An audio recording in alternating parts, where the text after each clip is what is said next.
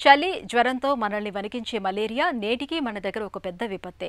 ప్రపంచ యుద్ధాల్లో మరణించిన వారి కంటే మలేరియా మూలంగా మృత్యువాత పడ్డవారు ఎక్కువగా ఉన్నారంటే మలేరియా జ్వరం ఎంత ప్రమాదకరమైందో అర్థం చేసుకోవచ్చు.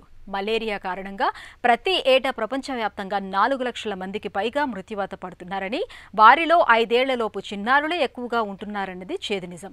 మలేరియాలోనూ సెరిబ్రల్ మలేరియాను మరింత ప్రమాదకరంగా చెబుతారు డాక్టర్లు. మలేరియా కారక పరాన్న జీవితో నిండిన రక్త కణాలు మెదడులోని రక్తనాళాల్లోకి చేరినప్పుడు మెదడువాపు, మూర్ఛ, కోమాలోకి వెళ్లటం వంటి ప్రమాదకర పరిస్థితులు ఎదురవుతాయి. ప్రాణాలను ప్రమాదంలోకి నెట్టే సెరిబ్రల్ మలేరియా గురించి ఇప్పుడు తెలుసుకుందాం. మలేరియా రకరకాల ఏరియాస్ని ఇన్వాల్వ్ చేస్తుంది. నాడీ వ్యవస్థకు సంబంధించి మలేరియా వస్తే దాన్ని మనం సెరిబ్రల్ మలేరియా అంటాం. ఎస్పెషల్లీ బ్రెయిన్ ఇన్వాల్వ్మెంట్ మాత్రం బాగా స్పష్టంగా కనబడుతుంది ఈ కేసెస్లో.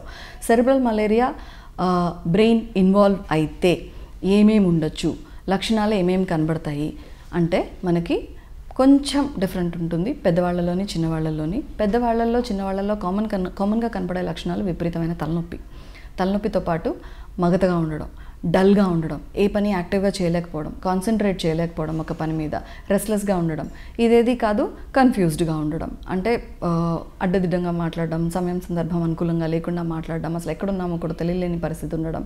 ఇవి కాకుండా పోయే కొద్దీ కంప్లీట్గా కోమాలోకి కూడా వెళ్ళిపోయే అవకాశం. వీటితో పాటు ఫిట్స్ కూడా యాడ్ అవ్వచ్చు. సెరిబ్రల్ మలేరియా అంటేనే చాలా సివియర్ ఫామ్, చాలా ప్రమాదకరమైన జబ్బు. కొన్ని కేసెస్లో అయితే డయాగ్నోసిస్ ముందే మనిషి చచ్చిపోవచ్చు కూడా.